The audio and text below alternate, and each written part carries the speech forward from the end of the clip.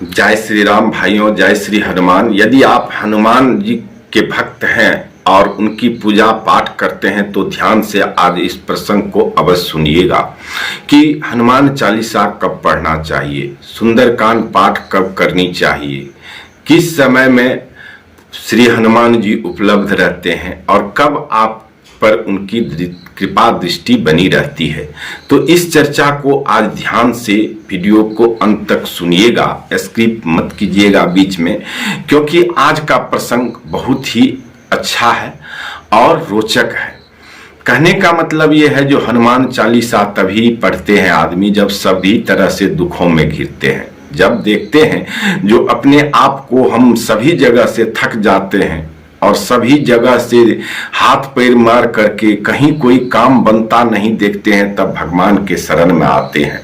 कोई भी हो भाई, ये बात सत्य है, जब तक अपनी चलती है तब तक अपना चलाते हैं, जब अपना चलना बंद हो जाते हैं तब प्रभु के शरण में आते हैं। तो आज हम चर्चा करेंगे कि जो हनुमान जी की जो पूजा पाठ करते हैं, हनुमान चालीसा पाठ करते हैं, सुंदर कांड पाठ करते हैं, तो किस समय में करना चाहिए और किस दिन करना चाहिए, कौन सा सर्वोत्तम दिन है जो वह आपका सही है और पूर्णतः रूप से फलित होता है। तो ध्यान से सुनिएगा। सुनने से पहले मैं ब्रजेश पाठक आप सभी लोगों का, जो भी हनुमान भक्त श्री राम भक्त हैं, उनका अपने चैनल पर हार्दिक स्वागत करता हूं और एक निवेदन करता हूं कि पहली बार चैनल पर विजिट किए हैं तो कृपया करके चैनल को सब्सक्राइब कर लें और बेल आइकन को प्रेस करके ऑल पर सेट कर लें, ताकि इसी प्रकार की प्रसंग आप तक नोटिफिकेशन के द्वारा तुरंत पहुंच सके। भाइयों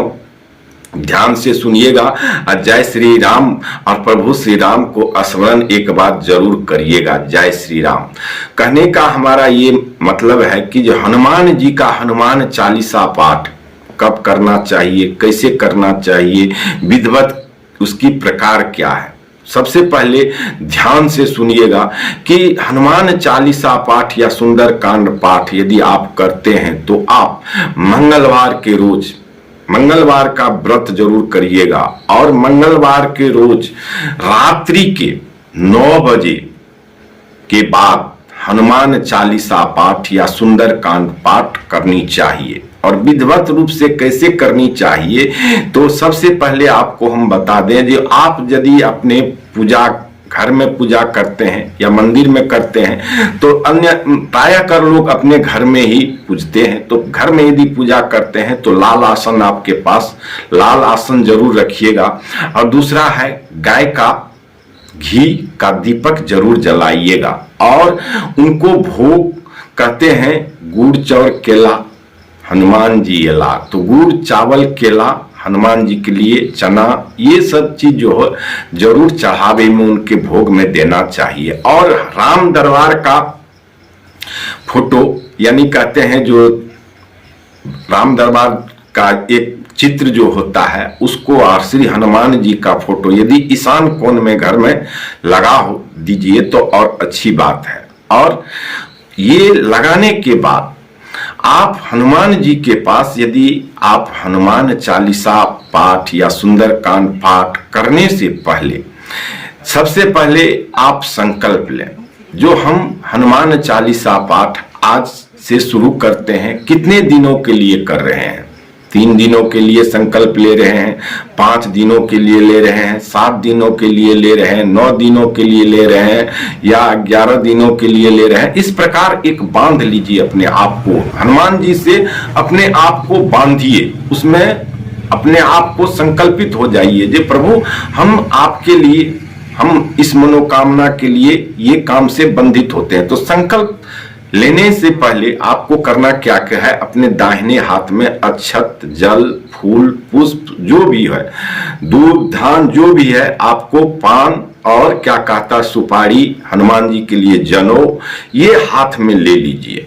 कारण हनुमान जी जनेऊधारी हैं, उनके लिए जनेऊ और पान सुपारी, ये सब जो है, पान का बीड़ा देखते हैं कितने आदमी हनुमान जी को चढ़ाते हैं, तो ये सब एक पान के ऊपर रख करके हनुमान जी से संकल्प लीजिए। संकल्प लीजिए, अपने संकल्प लेने की जो विधि है, जैसे अपने देश का नाम लीजिए, राज्य का नाम लीजिए, अपने जिला का नाम ले लीजिए, जिला का नाम लेकर के अपने गांव का नाम ले लीजिए, ग्राम्यवासी कहते हैं, और अपने क्या कहते हैं पिताजी का नाम लेकर के, अपना नाम लेकर के, गोत्र का नाम लेकर के संकल्प कीजिए, और जो मनोकामना है उस मनोकामना के लिए जो हम ये कर रहे हैं 3 दिनों के लिए या 4 दिनों के लिए, और कितने बार हनुमान चालीसा पढ़ेंगे, कोई 5 बार पढ़ते हैं, कोई 7 बार पढ़ते हैं, कोई 9 बार पढ़ते हैं, कोई 15 बार, कोई 25 बार, कोई 21 बार। तो इस तरह से जितने बार के लिए आप और जितने दिन के लिए उसमें बोल देना है, संकल्प करके श्री हनुमान जी के चरण में अर्पित कर देना है।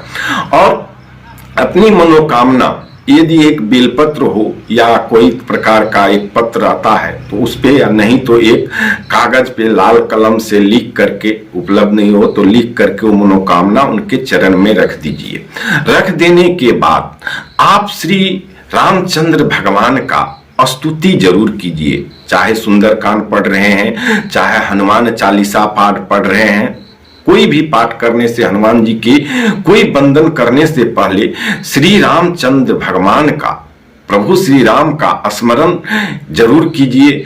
और उनकी स्तुति यदि नहीं आ रहा है तो श्री राम जय जय राम, श्री राम जय जय राम, इस प्रकार से भगवान का एक बार श्री रामचंद्र प्रभु का स्मरण जरूर कीजिए, क्योंकि ये स्मरण करने से हनुमान जी खुश होते हैं। और उसको अर्पित कर दीजिए। अर्पित करने के बाद आपके गाय का जो घी का दीपक है वो जल ही रहा है, जला करके अपना लाल आसन पर बैठ करके और हनुमान चालीसा पाठ शुरू कर दीजिए या सुंदरकांड पाठ शुरू कर दीजिए। पाठ समाप्त होने के बाद हनुमान जी से, हनुमान जी की या श्री रामचंद्र भगवान की आरती जरूर करें। आरती करके उनको भोग जरूर लगावें। भोग लगा करके उनके पास अपना क्षमा याचना जरूर करें। हनुमान जी से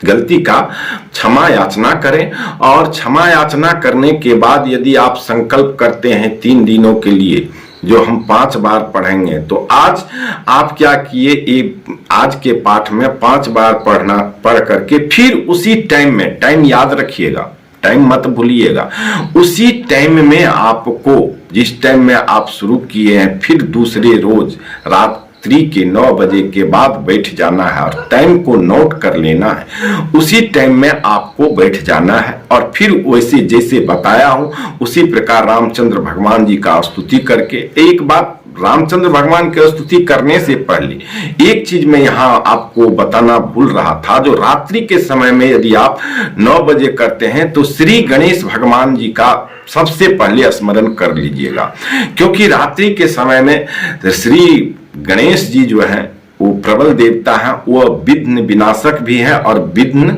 दायक भी है। यदि आप उनका स्मरण नहीं करते हैं तो विघ्न डाल सकते हैं।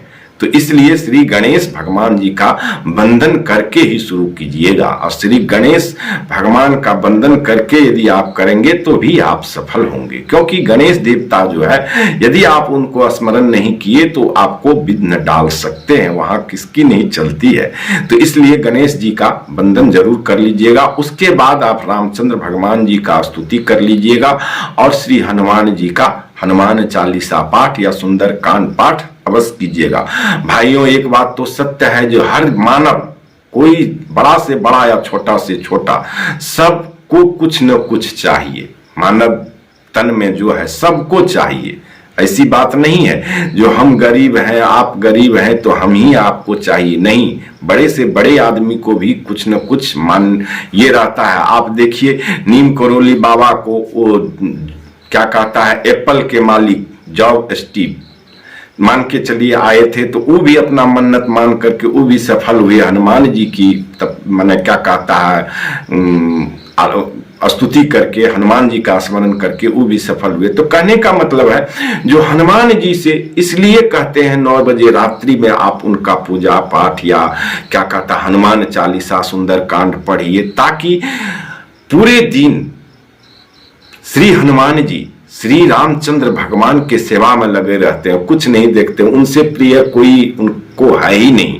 तो इसलिए पूरे दिन में यदि आप करते हैं तो हनुमान जी का ध्यान आपके तरफ नहीं आएगा। यदि आप रात्रि के समय में करते हैं तो उस समय में क्या करते हैं, वे अपना फ्री होते हैं, और फ्री होने के बाद हनुमान जी जब फ्री होते हैं तो वो अपने भक्त के तरफ नजर घुमाते हैं, और नजर यदि घुमाते हैं तो उसी टाइम में आप सन्मुख उनके होंगे। आप यदि सन्मुख होंगे, पूजा पे रहेंगे, तो सबसे पहले ध्यान किसके तरफ जाएगा, आपके तरफ जाएगा। और श्री हनुमान जी का जब ध्यान आपके तरफ आ गया तो समझ जाइए बड़ा से बड़ा बाधा जो है मिनटों में टलते हैं। उनकी वेग की गति शायद आपके मन की जो गति है उससे भी तेज है।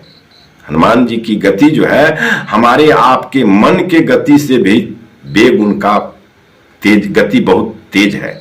हमारे मन के गति से भी हनुमान जी की गति बहुत तीव्र है। तो इसलिए हनुमान जी का यदि आप पूजा पाठ और उनसे काम निकलवाना चाहते हैं, अपने दुखों का निवारण करना चाहते हैं, तो रात्रि के समय में एकदम पवित्रता के साथ पवित्र होकर के अपना आसन, लाल आसन पर बैठ करके अपना मन्नत जिस प्रकार बताए हैं अपना कीजिए, जरूर सफल होंगे। आपका काम जरूर होगा। महा से महा संकट जो है वो संकट हारी है, और वो अपने भक्तों के संकट को टाल देते हैं। तो हनुमान जी का जो भक्त हैं उनका काम कहते हैं, अपना मान चले चल जाए पर भक्त का मान न टलते देखा। तो इसलिए आप यदि उनको पूजते हैं तो अपने भक्तों का मान को टलने नहीं देते हैं।